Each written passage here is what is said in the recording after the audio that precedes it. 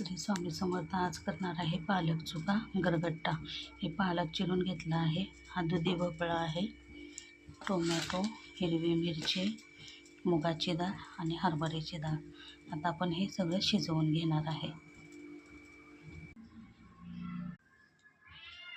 शिजवून घेतलं आहे. आता आपण ह्याला फोडणी करणार आहे.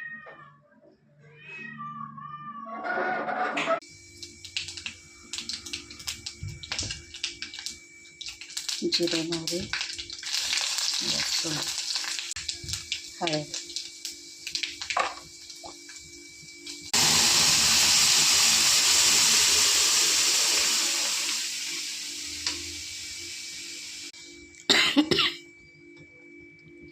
तयार झाला आहे गरगट्टा. आता एक 5 मिनिट शिजू द्यायचं.